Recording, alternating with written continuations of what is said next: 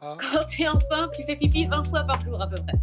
Vous pouvez traduire autour du plateau par le vieillissement de la prostate. Dans cette vidéo, Élodie Pou, enceinte, raconte l'envie d'uriner fréquente, un phénomène qu'elle compare au vieillissement de la prostate chez les hommes politiques. Bon visionnage et pensez à vous abonner.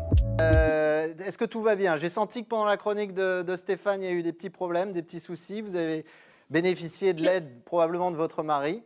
Oui, je me suis rehaussée. Vous êtes rehaussée, vous êtes parfaite. Allez-y, c'est à vous, Élodie. Ben, c'est à moi de vous dire le plaisir que j'ai de vous retrouver, même à travers un écran. C'est vraiment merveilleux. Vous m'avez vraiment beaucoup manqué. Vous savez que vous avez Stéphane, pardon Élodie, mais vous avez Stéphane à côté de vous qui est en train de vous faire un câlin. Vous ne le voyez pas, mais si vous pouvez, voilà, vous lui faites un bisou, c'est parfait. C'est parfait. Allez. C'est Michel, il rigole. Salut Michel, c'est en toute amitié. Allez-y, Élodie, pardon.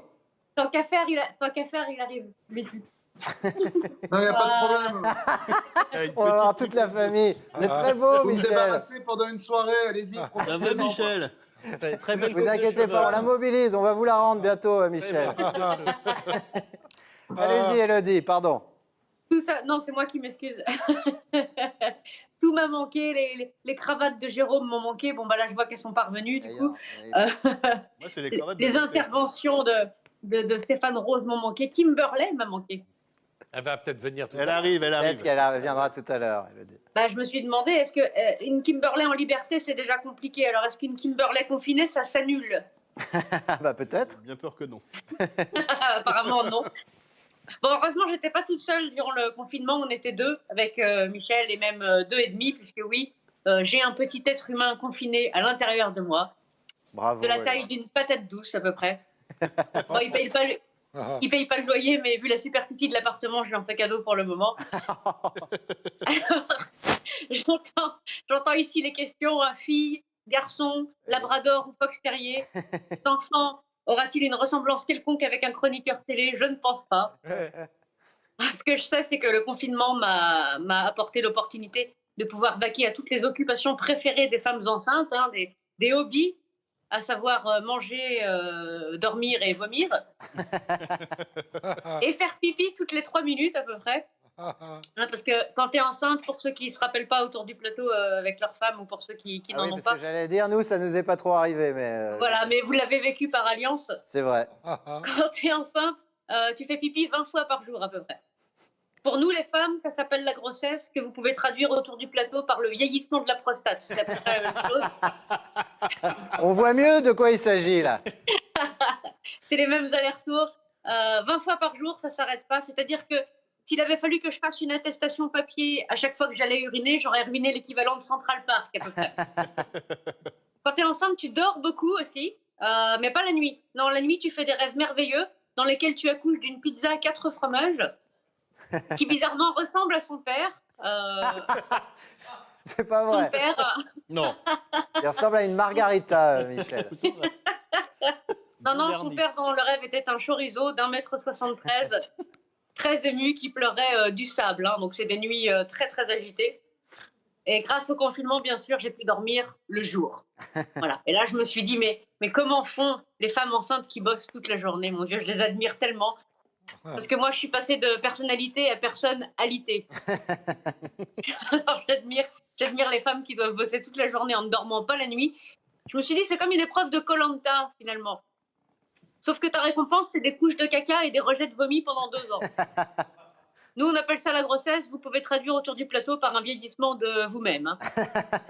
Oh. Mon regret, c'est de On ne pas n'en est avoir pas pu jouer encore mon là. spectacle.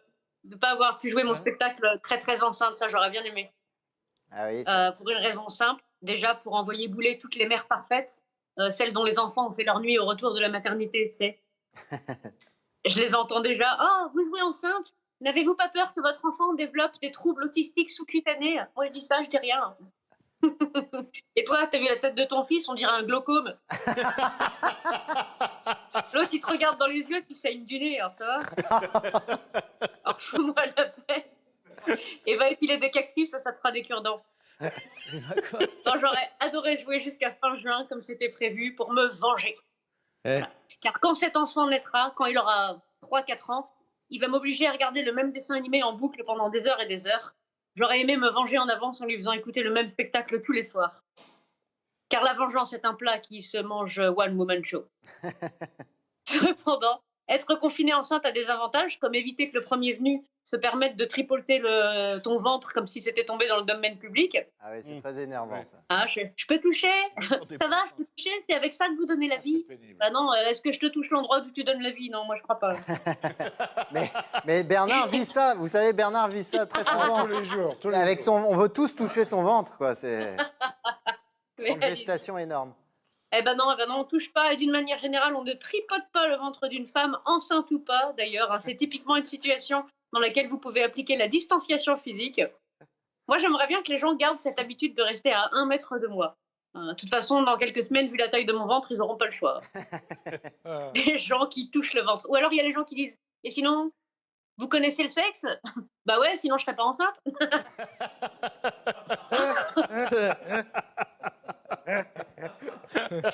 Ça aussi. Il y a aussi des inconvénients à être confinée enceinte. En effet, la fermeture de tous les magasins non essentiels à la vie de la nation m'a empêché de me procurer les produits de première nécessité, comme par exemple des pantalons à ma taille. J'ai donc adopté la méthode Coluche. J'ai porté la même salopette tous les jours et j'ai grossi à l'intérieur. Mais le principal inconvénient du confinement pour nous, intermittents, troubadours et va-nu-pieds qui chevauchent des tigres, dont l'utilité première est d'être au milieu de ses semblables, c'est de ne pas pouvoir y être. J'ai donc envie de vous dire que nous, à la maison, on s'est fait suer comme des catins dans un monastère. Moi, j'ai erré, telle une âme en peine, dans mon 2 pièces parisien, sans balcon, sans terrasse ni jardin, observant le quartier par la fenêtre pendant des heures, comme je ne pensais pas le faire avant un âge très très avancé. Mon mari aussi a regardé par la fenêtre, mais je crois que lui, il voulait sauter. Hein.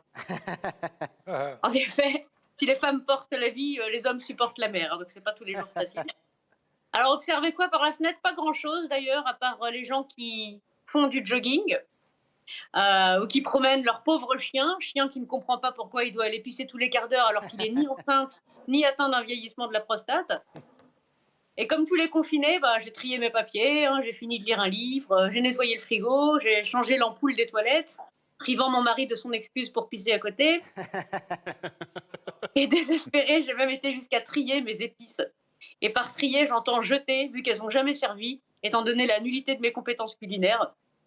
En effet, il n'est pas donné à tout le monde de pouvoir rater un gâteau au yaourt. Oui, j'ai raté un gâteau au yaourt, mais en même temps, on ne m'avait pas prévenu que la sauce tomate devait être cuite au bain-marie. Bref, au bout de 3 semaines face à l'ennui, j'avais 2 options. La première nécessitait une corde et un tabouret. Les magasins de bricolage étant eux aussi fermés, j'ai fait comme quand je me suis mariée, j'ai choisi la deuxième option. Celle de prendre mon mal en patience, en préparant des chroniques pour mieux vous les livrer et en essayant de redonner le sourire à ceux qui l'avaient perdu pendant cette période difficile. J'espère avoir rempli cette mission. Je vous dis à la prochaine et bonne distanciation physique à tous. Bravo, bravo Élodie. Pensez à vous abonner.